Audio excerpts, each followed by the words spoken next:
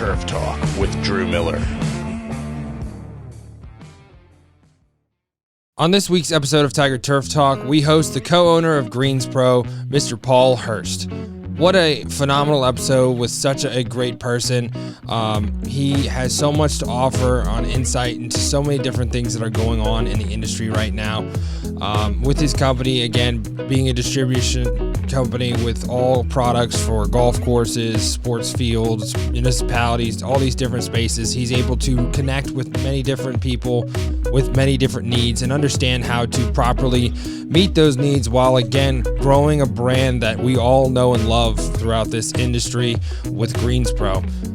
We get to discuss some of the different experiences he's had, some of the times that have been great, and discuss how social media has become such a big part of our industry and how he has been able to sort of get out there when it came to COVID, whether that was through his music, which we all know and love, or through little mini series that he keeps coming up with being a salesman or different things and just having fun with it. And that's what's great about him. And it's what's great about this episode is just being able to talk about what's fun and what's good in this world. And we hope really that everyone enjoys it. Paul, we can't thank you enough. And we're excited to see you out in San Diego this week. We hope you enjoy this episode of Tiger Turf Talk. Good afternoon and welcome to this episode of Tiger Turf Talk. I'm your host, Drew Miller, with your co-host, Sam Rui. Today, we have on an absolutely incredible guest. I'm so excited to get to talk to you and with everything you have going on. We have the co-owner of Greens Pro, Mr. Paul Hurst. How you doing today, sir? Doing well. How are you guys? Oh, another day. It's getting a little bit warmer. We had an Arctic freeze there for a bit, but it's getting up into the 30s. Yeah. It's always nice.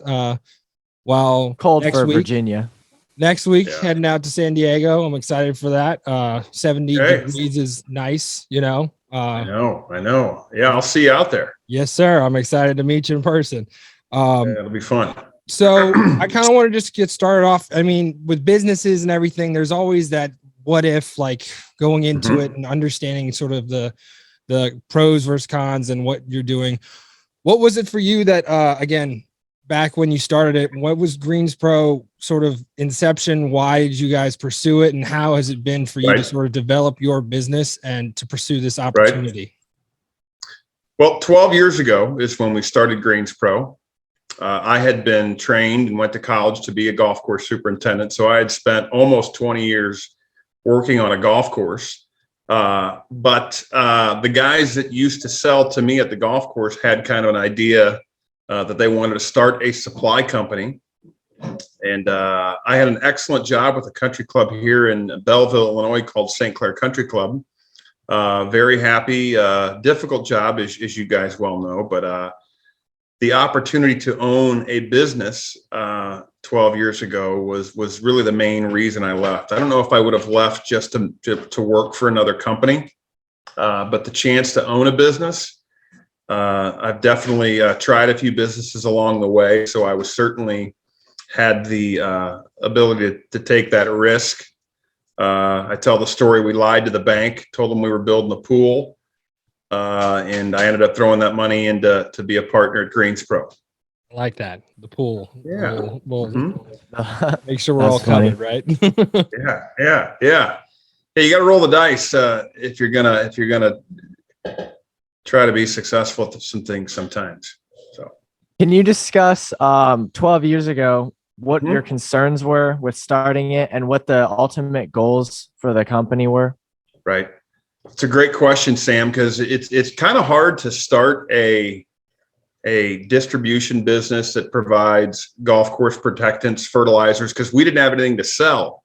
We had a prior history. I had worked briefly for a company before Greens Pro called Turfgrass. So we had some relationships with some of the large suppliers like Syngenta, Bayer, BASF, Griggs, NatureSafe, Lebanon, Syngenta. But the most difficult part of starting a distribution business, particularly serving the green industry, is you have to get contracts with these large companies that allow you to sell their products. So it's almost a privilege to be able to sell some of the product for these larger companies. Fortunately, we had a sales history, a book of business between my partnership, and also we had good credit that we built along the way. But we did have a number of companies that jumped right on board with us early, so that was very nice. Griggs Brothers was one of them. Anderson's Fertilizer was another one. Precision was another one. So yeah, that was a big challenge to be able to have companies that would allow you to sell their product. What was that sort of like, again, when it comes to challenges and whatnot? How are you able to make those relationships? And I know you're really big on this throughout your social media presence, understanding the importance of relationships with, again, not just the companies themselves, but the people that you, again, connect with so that the companies do come on board. What has it been like for you and developing also those relationships? Right. What's the timeline for this? Are you getting all these contracts within the first year?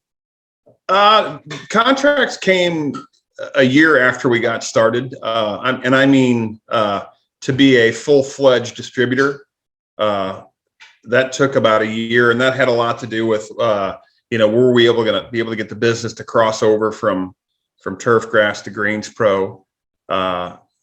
So that took a little bit of time. But as far as the relationships, I think that was something I started when I first got out of college. I went to the University of Missouri and did get my degree in plant science. But that started very early as an assistant superintendent. And I would try to volunteer for as many things as possible, try to get to know guys, listen to the sales reps when they came in. I would go to association meetings. I did a lot of writing for the newsletter, which I am now editor of our association newsletter. So I think building relationships, I know it's cliche, but networking and introducing yourself to as many people as possible, attending events is critical. So what, and again, you sort of touched on it there. I'm really curious, again, being of the turf industry and specifically golf, what from your past experiences were you able to bring along to, again, develop the business to where it's at now? Right. Especially because, again, when we're talking about a plant science degree and all that, you're not really getting much business like background in it. So what exactly were you able to take from those experiences, whether it was budgeting and whatnot, and bringing that into, again, the business side of working with professionals that you already know, because, again, you've been in that sort of zone and that area of knowledge, of needs of those superintendents? I think the most critical thing is if you are going to start a business, you should have some business training. You should possibly have had some experience running a business. I'm very fortunate. One of my partners is a CPA, and he runs the entire business. Me saying I'm a business owner it is true, but the bulk of what I do is relationships. I'm not actually running the business. We have a very qualified individual who's been in the turfgrass distribution business for over 20 years. And he is he pulls all the levers and allows us sales guys to go out and move product. So step one, if you don't know anything about business, I would learn something and maybe learn from somebody who has a successful company. Or step two, make sure you're in partnership with someone who understands the ins and outs of running a business. But as far as transitioning, I think the street credibility that you have as a golf course superintendent or an assistant is critical if you want to go on and try to sell product within that industry. I think it's a very difficult step for someone who has no experience on a golf course to sell to people who work on golf courses. So coming out of college at 19, 20, 21, 22 and going directly into sales, it could be done. But there's a lot to be said about having some street cred or some street knowledge about what goes on at a facility, so you can present them with solutions for problems that they may have. So you just mentioned about your experience working at a golf course and how it helps you. What exactly do you feel that, how do I say this? What aspects of it do you feel give you an advantage in the sales side of things? I just think you have to know the ins and outs of managing a golf course, whether it's with employees, whether it's types of products that you use, timing, seasons, understanding how to what pounds per acre means, understanding what ounces per thousand means, understanding what AI means, but having all those skills that you've learned while working on a golf course, a lot of those do transition into selling to guys who work on golf courses. But certainly working with the products you sell, knowing what it means to calibrate, what it means to fertilize, what it means to all those things is critical into selling. When you were a superintendent, did you see salespeople out there who didn't really know what they were talking about? Yes, a lot. Sam just throwing them under the bus. Yeah. Oh gosh, there weren't a lot. I mean, I think sales there's not an approach. I think it's a lot like being a superintendent. You're going to work for several guys or gals, and you're gonna have your approach based on who you've worked for. It may not be the same as your first boss, but you may take a little bit from the first boss, the second boss. But I certainly took the things I liked about guys that called on me. I've tried to make that into the type of sales guy that I am. So you just learn along the way. No different than your relationships in life. I think you gravitate towards the ones that you like, and ones that you don't like, you try to stay away from. With everything, when it comes to distribution and everything, how big have you grown, and what has it been like, again, seeing from when you first started, I think it was 2010, year one, and then growing from there and where you are now, again, having such a presence in the industry as a whole, what has it been like for you, and how have you guys sort of taken those steps to further the business along? Right. Greensboro has grown. Our footprint, Eastern Kansas, Southern Kansas City, the state of Missouri, Central Illinois, Southern Illinois, a little bit of Indiana, Northwestern Arkansas. So our footprint isn't huge. So the business, we've stayed local. I say we have an office here in Missouri, St. Louis, and then we also have one in Southwest Missouri near Marshfield or Springfield. But we've added, since we started the business, we've added we've added three. So we have three sales guys over that 12 years. But was really fortunate to two of my business partners, Mark Slaughter and Rich Carlson, were very, very talented, had a very, very, very good sized book of business. So growth has been slow, but it's been steady. We haven't had any huge ramp up of growth. It's just been a nice growth over the last 12 years. So, and I really wouldn't say we have plans to conquer the United States. I think we want to keep our product and our brand is tight. I think sometimes when you get big, you get diluted, and maybe you lose that edge. So, but right now, I think we're pretty happy with what we got going on. For sure. And I couldn't agree with you more on the diluted part. It's hard to reach further and further when you're just trying to, again, accomplish what your business plan and everything is, Right. And if that, again, my thing is always with our kids, I'm always like, you can go and do what you want in this industry. And if it's being a golf course superintendent in a town where there's 500 people, and you're great with that, and you want to do that, that's great. If you don't want a business that's again, massive, there's no need for that if you're happy with what you're doing, Right. Now something else that you really have, again, sort of incorporated into the business, and it's definitely become a big part of our industry and our world for that matter, is social media. A lot of different things have come to, again, sort of the forefront of communication, putting out good information, putting out for a business, products, understanding what you're doing as a business.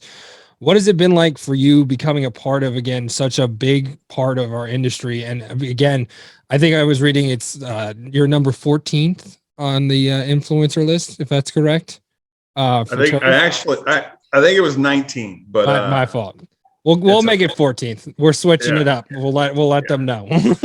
So again, like You got that's it. a lot to do. And I love the stuff you put out because there's mini series and stuff, and it's just great Mhm. information and great stuff for people to learn from.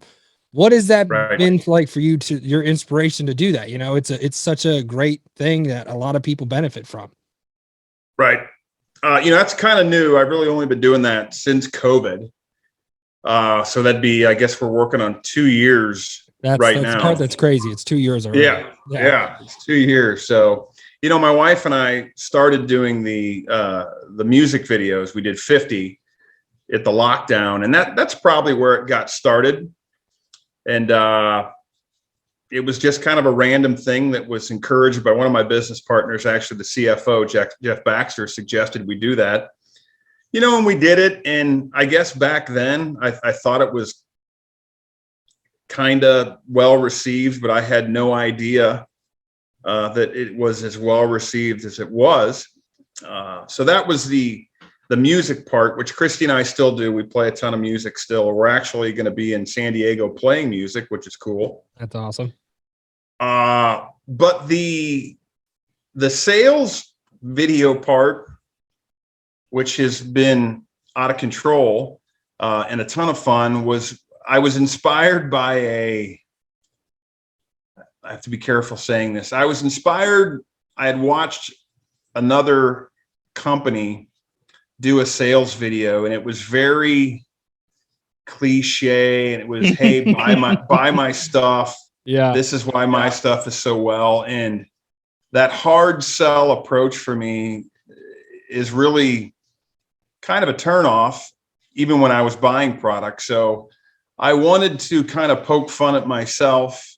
I wanted to poke fun at the business, poke more fun at myself, and then also kind of poke fun at the, different idiosyncrasies of the people that buy product from Greens Pro and across, across the world now, which is crazy.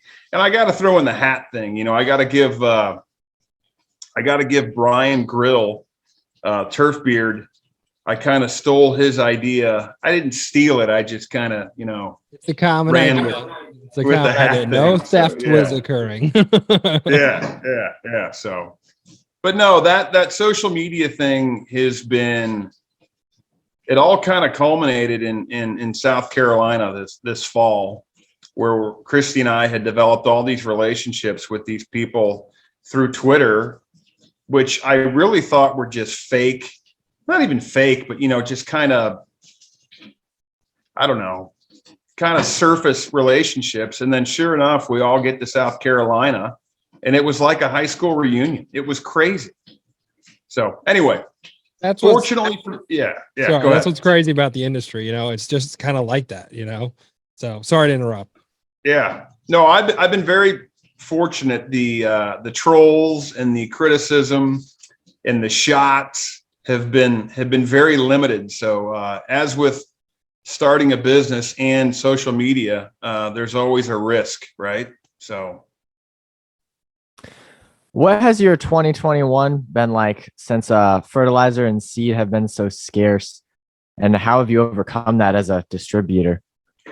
you know what, Sam? I think what I've learned is that I have to be as transparent and honest with our customers as possible. And if there's an issue with supply, if there's an issue with inventory, I try to let them know as soon as possible. I try to be very transparent with pricing of things like seed and fertilizer, which are more commodity based, which means the price is going to fluctuate all the time. But we've been very fortunate. Lebanon has been incredible getting us product. Anderson's and Knox have done well.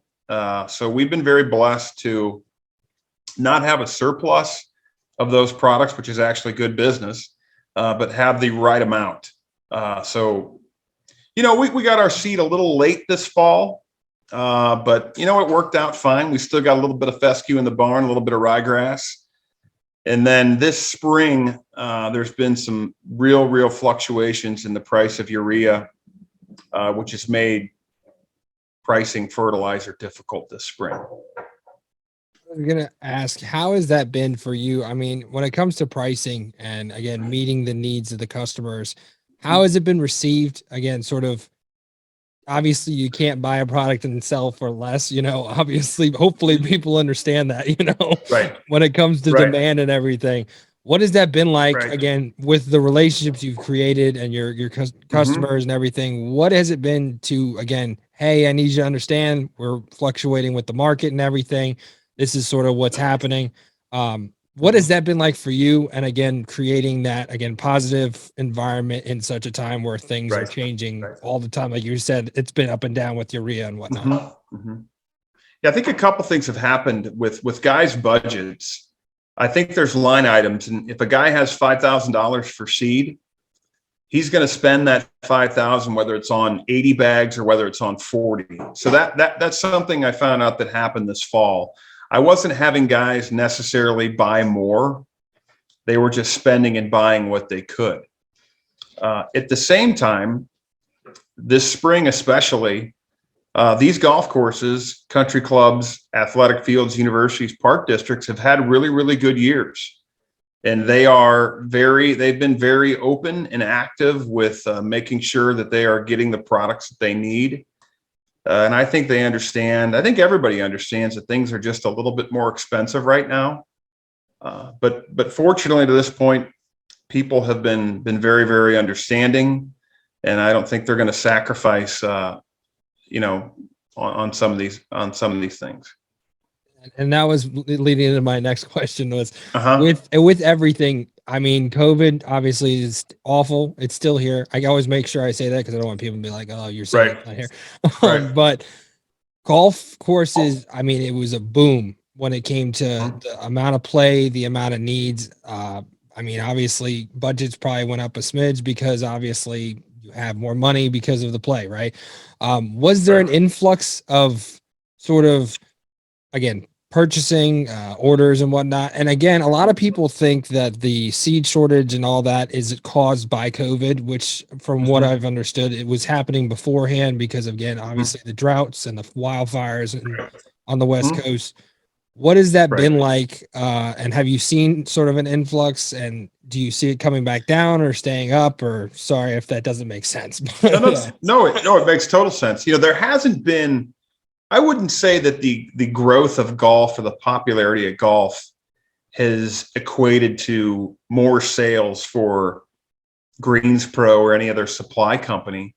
What I have seen is I've seen our AR, people paying their bills on time. That's been a positive change.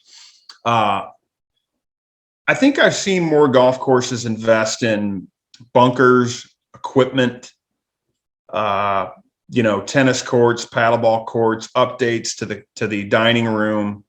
I think all along, fortunately, with supply, no different than sugar, flour, water. Those are things that have to be replaced, and I've been blessed that I sell that because guys buy that every year. Whereas equipment, bunkers, irrigation, hey, let's patch it up this year. Let's see if we can make it another year. So, but I've definitely seen more golf courses spending money on bunkers, spending money on equipment and clubhouse improvements. So, bills I think are getting paid quicker. I think it's probably what I would tell you what I've seen from the influx of more people playing golf. Gotcha. Yeah. And again, I'm curious about this question because again, you have such a unique sort of idea on the industry, and again, you serve Mm-hmm. more than just golf courses. You serve Mm-hmm. municipalities and sports turf and all that. Right.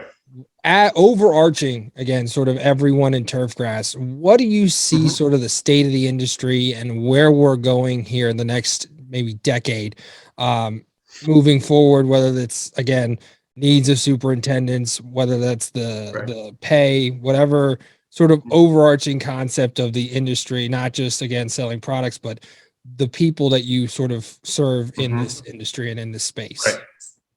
Right.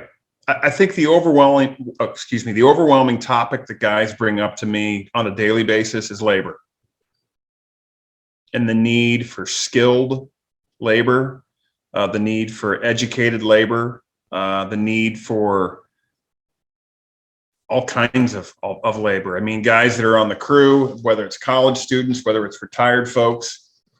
But I think there's a huge opportunity, Sam, for young men and young women like yourself to get a 2-year or 4-year degree in turf grass, and then get yourself in a great position with a great golf course or an excellent athletic field or a park district that has a leader that's interested in your success.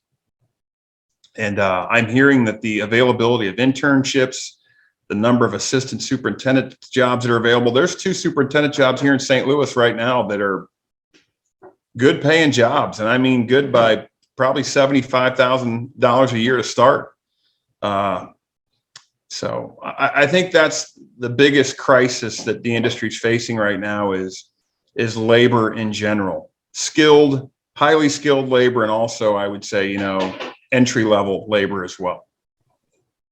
Down at the SFMA conference, everyone was saying, they were talking about labor. It's an industry-wide problem right now. Yep. I hear it every day. And the funny thing is these guys are now paying, $15, $16 an hour for summer help, and they still can't get it. I think that's the biggest issue we've had in society, not just, again, skilled labor, skilled anything in any industry right now has to compete with the Wawas and all this, again, super convenient things for kids nowadays. They're paying 18, 19 bucks an hour. And I'm just sitting here like, how are we supposed to compete with that? It's right. And my thing with our kids, I always tell them, I said, you're young. You need to figure out what it is you want to do. If you're interested in doing this, you need to experience it now so that you can not, again, spend anywhere from $50,000 to $100,000 on your college education and make that decision now, and save money that way instead of trying to get the money now, which again is not going to do much for you in the long run. So we have a really great relationship with a lot of the superintendents in our area. Usually we have anywhere from like 30 to 50 kids working on courses. So that's awesome. It's been great, and we're actually presenting at GIS. Well, my kids were supposed to come, but with COVID, we kind of backed off. But I have alumni who are going to be presenting with me, who are going with their schools. So it'll be interesting. Everything what you just said is what we're talking about. So absolutely. Yeah, hopefully it's well received. We'll see. I think it will be. There's an ear right now for that, and recruiting young men and young women to fulfill some of these jobs is going to be critical for the success down the road of the business. Absolutely. I couldn't agree with you more. And that's what we do here. So hopefully it's making somewhat of an impact, but right. With everything, something that I always, again, sort of focused on when I was starting off in our program was branding, having a name to what we're doing so that people, not just in our school, but in our community, in our area. And now we're somewhat national. I'm not trying to toot my own horn or anything, but again, trying to build that. And you've done that with Greens Pro. Everyone knows Greens Pro, the hats, everything. What has it been for you that is so critical to your business? Again, sort of developing that brand and having that awareness in the industry. Andrew, I wish I knew what I was doing 2 years ago when we kind of started doing the Twitter thing. I did it more when we were singing just to be singing and having fun. I think everybody was bored out of their mind. You couldn't go anywhere. But all of a sudden, it was nice that little old Greens Pro was beginning to get some recognition. I mean, everybody's heard of Harrell's, everybody's heard of Simplot, everybody's heard of Site One. And it's been nice that a locally owned yet powerful, in fact, I would argue the most powerful distributorship in central Missouri, is a mom and pop operation. And I still think mom and pop resonates. I still think relationships, quality service, all those things still resonate with the customers that Greens Pro serves. I never really, maybe the branding was just part of the growth of what I wanted to do on Twitter, which is absolute nitwittery, as you know, Andrew. I never want to be taken too serious. I never want to sell product. Maybe all I ever wanted to do was kind of put on display the comedy of sales, the sometimes absolute over seriousness of growing grass, and just bring some levity to the ugliness that Twitter really can be. And if I ever get serious and I'm really trying to sell something, and there's nothing against selling things, it's just not my MO. I want to have fun, and I want people to laugh and be like, hey, I'd like to have a beer with that dude from Greensboro. I love the latest video where you were so serious, and then you're like, Van Halen is way better. It was great. You know why? Because nobody cares what I think about COVID or politics or religion or nitrogen or boron or anything that takes intelligence to understand. But Van Halen, I can talk about all day long. So I really like that approach to advertising. I wish a lot of companies were more like that. Yeah. Well, Sam, I'd love to tell you that all these videos have turned into major sales for Greensboro, but they haven't. So it works. Yeah. So it's just I tell you what, Tim Krieger, the guy out of Carolinas, he had a hashtag when we were in South Carolina, and he kept talking about that people need people. And to me, that's what Twitter has been. Beyond the branding, beyond the opportunities to play music in 3 different states now, which is cool, it has really been meeting guys like you, Sam, and guys like you, Andrew. And if I ever run into you in person, I can give you a high five or a bro hug. And it's really cool. So it's weird. I think people talk about how your generation, Sam, doesn't understand how to, the internet has taken the being personal thing with friendships. And it's weird for me. The stupid phone has created more friendships than I could ever dream of. So anyway. All right, a little more fun question now. Yeah. What's your, I know Mr. Miller's favorite part of the industry, he says it to us in class all the time, is how close it is. Right. But if you have any your favorite part of the industry or your favorite experience with some people in the industry, or maybe a fun story. Right. I'll do 2 ways. So what I miss the most when I was a golf course superintendent was that feeling on Friday afternoon of accomplishment. And it was, you could grasp it. You could see it. Your back hurt from it. I miss that feeling of accomplishment that I used to have on Saturday morning or Friday afternoon when the golf course would be in good shape. I also miss my daily interaction with young men like yourself. I had a bunch of guys that used to work for me in college, and the guys were hilarious. I mean, it was a lot of fun. So I miss that on that end. But on the sales side, I would have to say the growth and success of Greensboro has been a lot of fun. Creating a brand, creating a reputation, I've enjoyed. And then there's a lot of freedom that comes when you work for yourself. There's a lot of responsibility, but there's also a lot of freedom, and that's been wonderful as well. And I would probably say, this sounds silly, but I've never felt, when we went to South Carolina this fall, it was crazy. My wife would attest to it as too. We went there not knowing what would happen. And it was like the greatest, like I said before, it was the greatest reunion of all time. So anyway, it's a great group of people. It's a bunch of hardworking people. Not that other industries aren't hardworking, but it's just a solid bunch of dudes and girls. And girls, just put that in there real quick. Anyway, sure. And again, my thing with the industry, being able to just send you a message real quick and set this up, it's been phenomenal. And I know I love your stuff and everything, and being able to talk about it is incredible. So I appreciate that. Sam, you hear that? Your back hurts. You shouldn't abandon your teacher. Yeah. Falling off a ladder. Yeah, 10 feet off a ladder yesterday. Sam was supposed to help me, and he just abandoned me. So thanks, Sam.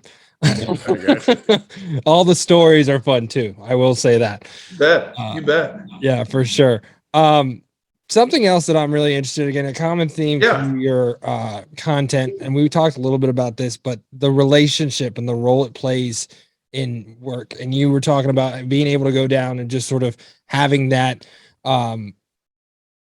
instant connection. Again, seeing it through Facebook, or not Facebook, sorry, Twitter, and having those relationships. Yep.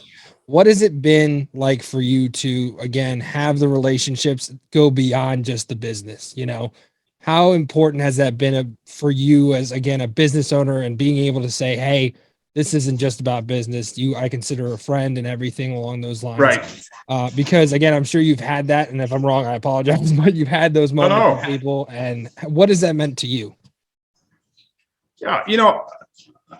I think you have to be a little careful in business. Customers are friends. There's always a fine line between, having great friends and customers as well. Sometimes business and personal doesn't mix, but I've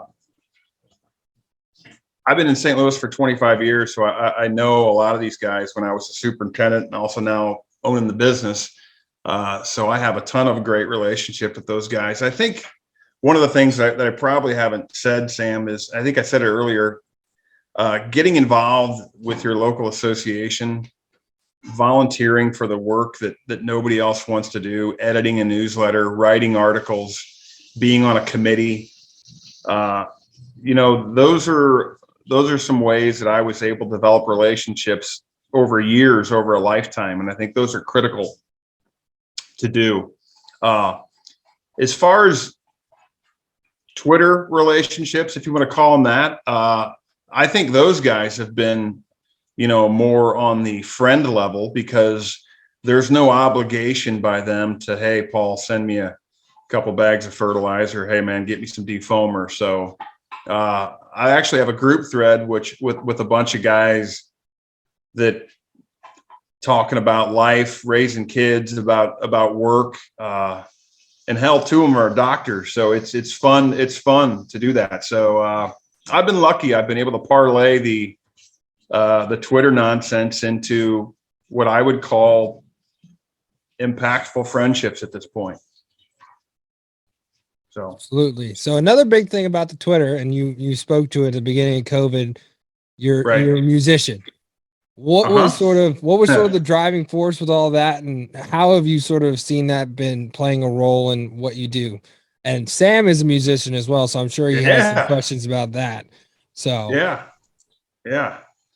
Well, that has been, so I have two organic things in my three. Being a father, one. Number two would be Midlife, which is the band my wife and I, our acoustic duo, and then Greensboro would be the other. I guess when I was 39, I had a neighbor who played guitar, and his wife, and he sang on an evening on the patio. And I walked home that night inspired, and I swore to myself at that moment, at the age of 39 or 38, I would teach myself to play the guitar, which I did. But I was also fortunate that Christy had sung in the choir at church for a bunch of years. And I also had a couple other friends that were playing guitar. So Christy and I just started playing when they would take a break. And that has grown into, almost 185 times in 2019 before COVID. So no, the music has been kind of my hobby outside of work. Well, not even a hobby, it's a business. But, Christy and I raised 3 kids. They're all gone now. So that's kind of our fun. We got 2 gigs this weekend, which will be fun. And then of course we're playing the closing ceremony in San Diego on Thursday. So the music thing has been, I think when you're a golf course superintendent, you got to have something else that you do, or you own a business. You got to have something you do that's for you, that's fun. And music has been just a huge part of my life since I was a young man, and continues to be that way right now. So I go to a lot of horse shows, That's Okay. my hobby. I want to make a business out of it. But we usually bring a guitar in the trailer truck or something, and we'll play at the end of the day when we're done in whatever barn we're in. And it used to get some attention. It still does. Yeah. And also at the SFMA conference, there was a song played at their closing ceremony, and it was great. Yeah. It brings people together, and if it's for a business, then it will bring attention to that business. Right. So I guess my question would be, when you started, it wasn't to bring attention to the business, right? It was just more of a hobby, because that's how I think of it when I'm playing at a horse show. I'm just doing it because I like it. Right. Yeah. I never, my intent was to have 10 songs to sing around a campfire with the kids. I never would have dreamed at this point we would have played as much as we played. I mean, I've played I think maybe up to 10 different states we played in. We do a bunch of corporate events, a bunch of private parties, still go out to some bars on occasion. But again, I'd like to tell you that people buy from me because my wife and I play in an acoustic duo, but that's not the case either. So it has been a bridge to bringing myself joy and hopefully some other people joy along the way. But yeah, it's just fun. I love it. I was playing this morning. I was just playing right before the call here. So I have it in my hands all the time. So I was texting So was Di. Matt Lowell earlier. Yeah. He's like, he's probably going to want to play something on the podcast. I'm like, I'm not going to make him do that or ask him to do that. No. But with everything, again, relationships like that and everything. Yeah. What has it been for you sort of getting to this point, again, getting through COVID and all those different things? What is it? What are you most excited about next week? Sorry, at GIS, being able to come back together in that sense and see people for the first time in 2 years. Again, 2 years. Geez, it's still crazy to say. Yeah. What are you most excited for GIS? You know what? I'm really hoping for a repeat of South Carolina. And that is running into guys like yourself, Andrew. I mean, I love seeing my customers, but I see them weekly. But to be able to run into guys that I've gotten to know on Twitter, I do enjoy seeing some of the guys that we buy from. A lot of times we don't get to see some of the guys that are up in management. We're in a small group called Primera Turf, which is a small purchasing group for independent distributors. I always enjoy the education that goes on there. And then, the trade show to me is still fun. I like walking around and seeing all the products, but I'm probably most excited about, I don't know, I'm looking forward to meeting Vince Gill. And I hopefully Amy Grant's there. Christy's a big Amy Grant fan. So meeting those two, I like talking to Red Evans, but I'm really excited about running into all these guys that have direct messaged me on Twitter and have been like, hey man, I really appreciate your sales videos. I really appreciate your music videos. So I'm really excited about meeting a bunch of different people. That's awesome. It's my first time going to the golf show, actually. Yeah. So I'm really excited to meet people that I've talked to and learn. I mean, I've been a big sports field guy for a long time, and being a teacher and whatnot, it sort of brought me into sort of both sides of everything. And it's been really cool to, again, get to know people who, I mean, I've always said sports field, one field, maybe a couple more, but golf, 18 of them, understanding again, the level of difficulty and all that is just incredible. From you're mowing greens to fairways to tees to roughs, you have 15 different types of turf. And I'm like, oh, God bless you all, like, this is crazy. And I mean, you'll love it. You'll love it. I'm excited. I'm excited. Any big plans for 2022, going in? Obviously you were explaining it's been a gradual growth or anything. Is there anything you have planned? Maybe social media, obviously end of the closing ceremony. That's awesome. That's fun for this year. Yeah. Again, a sales guy, you got to remember on January 1, you're back to zero. So that's always the worst day in the world for a sales guy. So I got to keep pressing. I got to take care of what butters my bread, which is Greens Pro. So we'll do that. Christy and I have started to do, we have a son in Dallas and we have a daughter in Denver. So we've been doing some weekend trips to see them, which has been enjoyable. As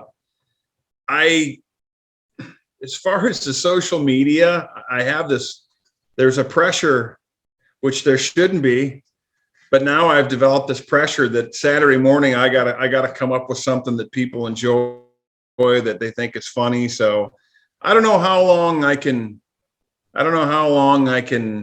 keep coming up with goofy videos, but maybe I might just slow down a little bit on that. It's a lot. And I'm bound to get crushed here. I'm bound to have somebody just make fun of me or say something really mean and critical. But no, I tell you what, I tell Christy all the time, every day you get up, you got to press, you got to work hard, you got to set goals, and you got to get after it every day. Every day I wake up, and you just got to get up and get after it. Love that, because you can ask Sam. We had a conversation in class today. Oh, that wasn't his class, but we had a conversation in class today about that, understanding that it's not just you get up and do what you want. You got to make sure you're working towards something, so it is. I love that. You know what? And Andrew, one thing I would tell you and Sam, it's all about the work. And, when you accomplish something and the things that are given to you, there's no pride, there's no joy, there's no respect, but the things you earn through day after day, goal setting, getting after it, making it happen, those are the ones that taste the sweetest.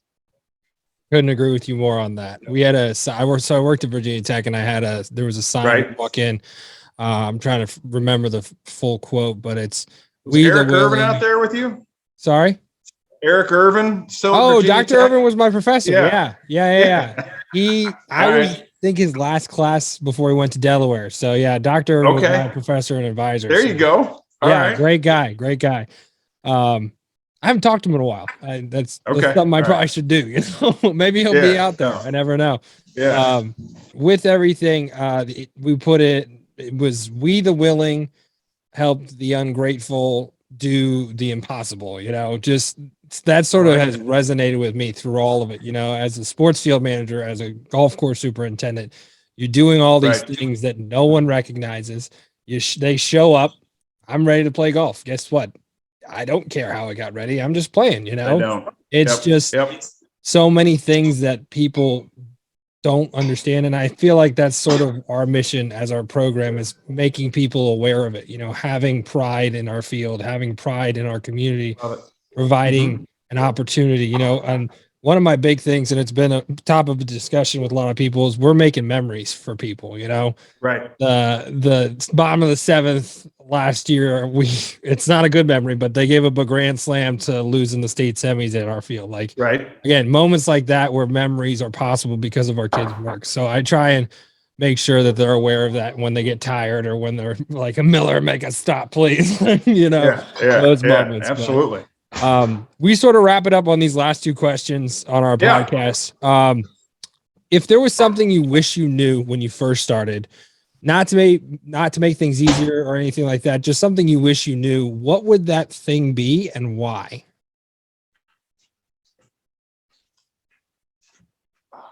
I wish I would have been more confident as a younger person in maybe taking some risks along the way and not playing it so conservative. Maybe that's one thing I would say. Again, I got a lot of buddies that have worked for the same company for 25, 30 years and that are just happy. I wish I'd have known younger that did you watch the who's the guy down in Florida, the old president? I can't remember his name right now. Darren Davis. He did a little something on Superintendent Network, but when he first started, he had a guy tell him that you're in charge of your own destiny. And that is, I wish I'd have taken that more to heart and maybe been a little bit more confident to set larger goals for myself and know that I had that I could achieve them. So maybe a little more confidence is which I would have had back then. All right, to wrap it up. Yep. We always ask this question as well. Uh-huh. For younger people, maybe have been in the industry for a year, maybe less, or even students still in college or even high school, is there any advice you have for them? Yes. Young, work harder than anybody else you're working with. Write as many thank you notes as you can possibly write. Never burn a bridge. Before you leave for the day, talk to boss man, talk to boss woman, ask them if there's anything else you can do.